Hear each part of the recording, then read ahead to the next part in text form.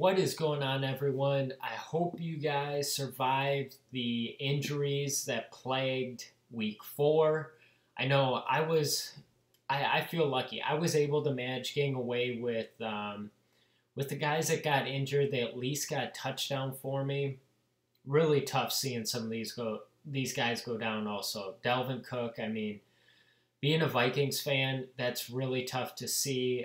I always hate seeing rookies that are off to a strong start and get hit with this. So we're going to have to just monitor these injuries for some of these other guys that are questionable early in the week and get a gauge as the week goes on who's going to be given an opportunity if these guys can't go.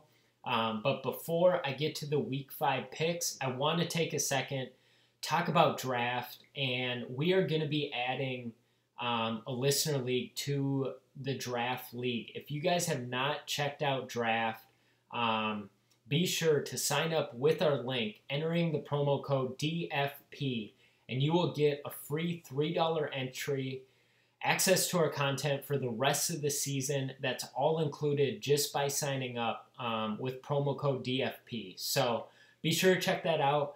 And now we are also adding 2 listener leagues that are going to be Thursday at 7 p.m. Eastern, just before Thursday Night Football kickoff.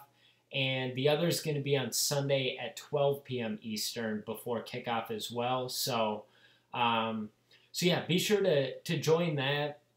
We'll be announcing the winners each week, taking a look at the lineup. So be sure to check that out. Something fun that we're going to be doing. So now let's get into the picks for week 5. First, at quarterback, we got Aaron Rodgers at 8,100. And the Packers are not left with much in this backfield after Ty Montgomery, Jamal Williams went down. So this offense is really getting thin, and they're going to have no chance but to throw against the Dallas Cowboys this week. The game is the highest over-under set at 53 points currently. Rodgers, I think he's got the highest ceiling out of any quarterback on this Draftkings main slate. I could easily see Rodgers throwing for more than 50 attempts in the game. Jordy has been his favorite red zone target this year with 5 touchdowns. And with Devontae Adams getting knocked out last week, I think it's just going to funnel targets to Jordy and Cobb and Rodgers. He's going to be popular this week due to the volume that he is going to have in this game. But I think you can get creative. Bring it back with Dak, with Dez or Zeke, and then fill in some of these other roster spots with some pivots. So I like Rodgers this week at 8,100. Next, moving on to running backs, we got Le'Veon Bell at 9,500, and he's coming off his best week yet. He had 39 touches in this game, amounting for 144 rushing yards and 42 receiving yards with 2 touchdowns. In week 5, Le'Veon gets the pleasure of dealing with the Jaguars' run funnel defense. I think we should give a name to it, calling it the Runnel. I mean, these cornerbacks, Ramsey on one side and Bouye on the other, I mean, they just lock down the receivers, and this leaves no option but to run it for opposing teams. Last week, we saw the Jets running backs put up 256 yards on the ground, and I know Le'Veon, he's getting the price increase this week. I don't know if that's going to keep his ownership down, but regardless, he is in such a good matchup, and I'm not missing out on these big weeks from Le'Veon. Next, Todd Gurley priced at 8,000. I really like Gurley this week for GPPs and large field tournaments because a lot of people are going to see he's playing the Seahawks and they think of the Seahawks as a good defense. And coming into the season, I thought the Seahawks were going to be good up front on defense, but it has just not been the case. Carlos Hyde, DeMarco Murray both put up over 100 yards on the Seahawks early this season, and Gurley gets the added bonus of playing at home and away from CenturyLink Field, where the Seahawks just play at an elevated level. Gurley has averaged over 30 touches the last 2 games and adding 2 touchdowns rushing and also 2 touchdowns receiving. I like to see the targets also he's been getting this year, and that just elevates his floor. So I think it's a great GPP play this week. There will not be a lot of people on him, and I think he's got a high ceiling. Next, moving on, we've got the wide receivers here. First, we have Dez Bryant at 6,500. I think Week 5 is going to be his coming out party for the 2017 season. Dez saw 13 targets this last week against the Rams, and he gets an ideal matchup versus a very weak Packers secondary. Dak has targeted Dez 6 times in the red zone this year, and he's brought in 2 touchdowns from that. I think the game shoots out, as I mentioned already, and in my lineups I have Dez. I'm looking to stack some of those Packers wide receivers and a Packers running back that we'll talk here in a little bit. So next we have T.Y. Hilton, priced at $6,000. And I think this might be my favorite play of the week. T.Y. Hilton on turf against the 49ers in just an ideal matchup. He's going to be lining up opposite to Rashard Robinson, who is graded out as one of the worst cornerbacks on Pro Football Focus. Just this season at home, Hilton has 11 receptions for 200 yards versus only 6 catches for 87 yards on the road. I think T.Y. is going to go under the radar this week, and people are going to miss the opportunity that he's in. And playing him at home on turf, he dominates. So I'm going to T.Y. this week as one of my favorite plays. Next, we have Sterling Shepard at 5,200. Shepard has looked good this season, showing off his speed in Week 3. He took a slant route, 77 yards to the house. I mean, it really reminded me of what Odell has done for the Giants. And this week they face the Chargers, where Casey Hayward is going to face up against Odell Beckham, and Hayward's one of the best cornerbacks in the league. And I think this just opens up opportunities for Sterling Shepard. And Shepard's brought in 21 of 26 targets on the year, and he and Eli have shown some chemistry. And I think he's been a reliable option for Eli this year. And with this matchup on ODB, I love the spot Sterling Shepard's in. Next, let's move on to tight end. First, we have ASJ, priced at $3,500.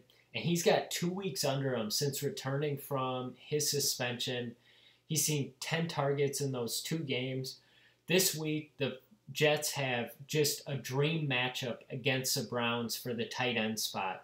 And the Browns have just been awful the last season, continuing into this year against tight ends. Just last week, they gave up 2 touchdowns to the Bengals backup, Tyler Kroft. And ASJ looks to be in shape. I think he's going to be given plenty of looks this week.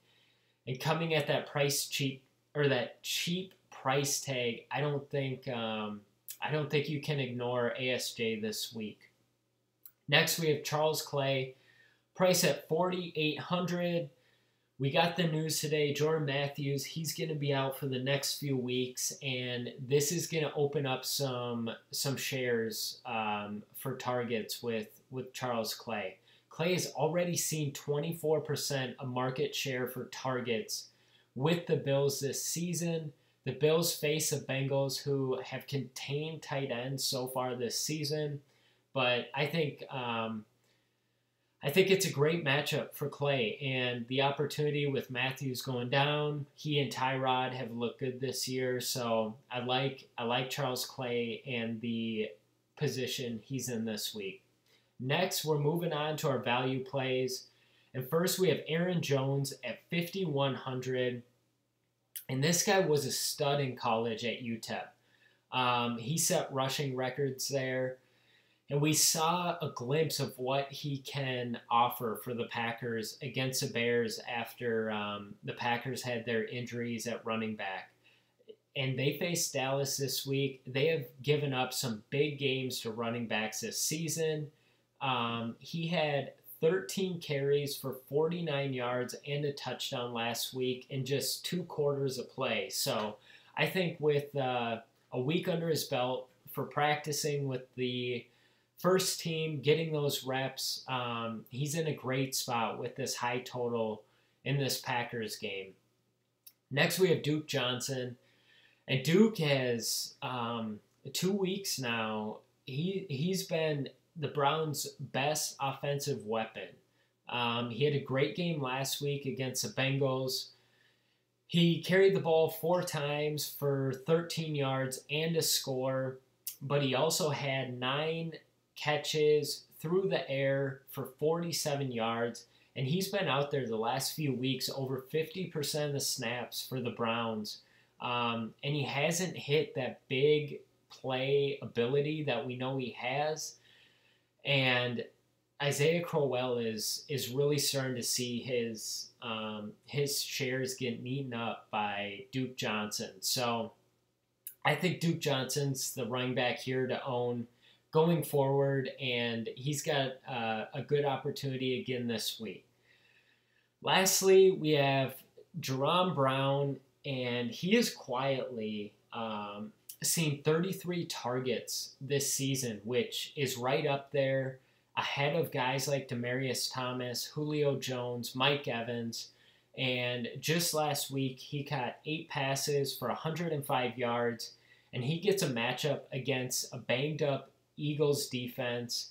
I think Larry Fitzgerald, I love targeting him early in the season before those hits just pile up on him and he wears down as the season goes on. So I think guys like Jerome Brown and even John Brown are great GPP plays for the Cardinals this week against the Eagles' shaky secondary. So if you guys are enjoying these videos, be sure to give us a thumbs up.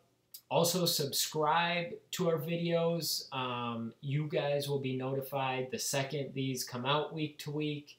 And also be sure to follow us on Twitter as we give updates on injuries, links to our articles when those are posted. So, and be sure to take advantage of this draft sign-up opportunity. It's, you sign up and you get our membership for the rest of the NFL season.